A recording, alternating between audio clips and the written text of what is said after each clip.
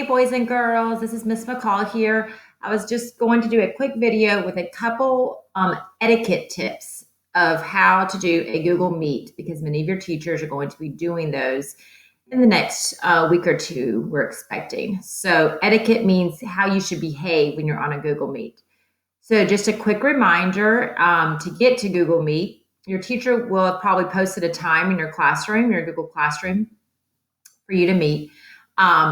When it's time for you to go in, I just went to Google, and then I'm coming to the waffle.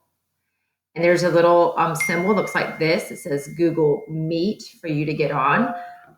You are going to click that, and then it should pop up with whatever time. So I have a meeting starting at 9:45.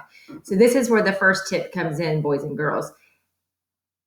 When you have a meeting, you need to be in 5 minutes early. So if your time is 9:45, then you should try to get in about 9:40. So you can see my clock here. I'm in a couple minutes late, but we're going to go ahead in anyway. So your teacher will hopefully already be in there. So I'm going to click this when it's ready. It's going to say joining, and I might have a few people that I've invited already in here. I'm going to click join now. Kick me out. Yeah, I don't know. Oh, there's some people. Okay. So I am recording. Hi, students. Hi. All right. So boys and girls, once you're in, you might look something like this where you'll see other people that are in. Your teacher might be in, other students might be in. The reason you need to get in 5 minutes early is so you can control some things. So this is one way you might see the screen looking like this. But if I want to see my friends in a different way, I can click on these three little buttons right here. It says more options. And then I can click on change layout. And then I can choose which one of these layouts I want. I particularly like this one. I like one person being big in the middle and then my other people over here, okay? So that's up to you. That needs to be decided before your teacher starts presenting. So you need to go in and kind of play with that. What your teacher might do is your teacher might end up muting you. So as you can see, I'm muting my students. So I have muted Aubrey, and I have muted Elisa, and I have muted Emily. Now, if your teacher mutes you, that means that we can't hear you. And why do we not want to hear you? Well, because we don't want to hear your little brother screaming in the background, and we don't want to hear your dog barking, and we don't want to hear your mom yelling at your little brother, okay? So, because not only can you hear that, but everybody in the classroom can hear it. So, can you unmute yourself? Yes. Miss Elisa, can you show how you can unmute yourself? All right, so she has just unmuted herself, okay?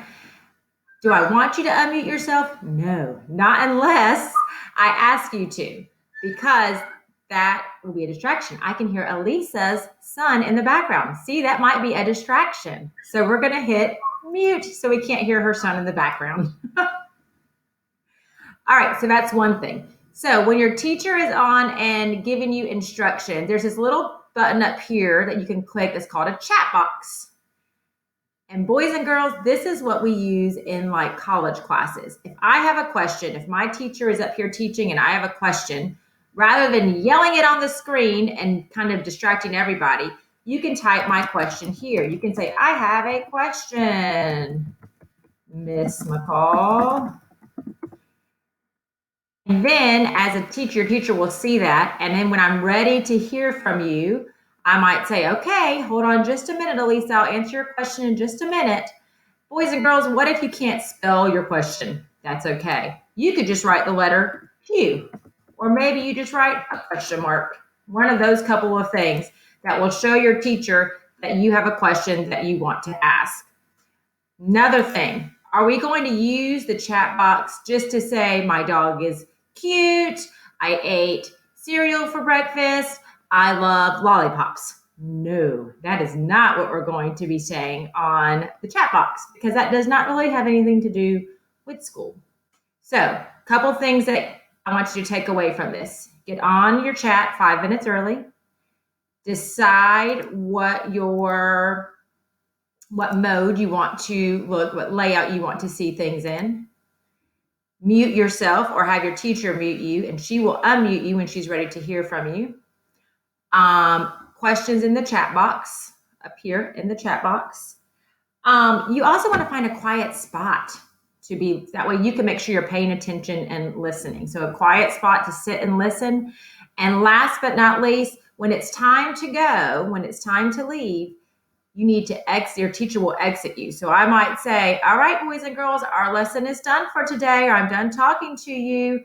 And so I might say, Aubrey, we're going to send you off now. We're going to tell you goodbye. Bye, Aubrey. And then everybody will wave to Aubrey. She's so excited. And then we're going to get rid of Aubrey, and she's gone. And then I might say, okay, we're going to say bye to Elisa. Bye-bye, Elisa. See you later. And she's gone. And then there's Emily. Bye, Emily. We'll see you later. And she's gone.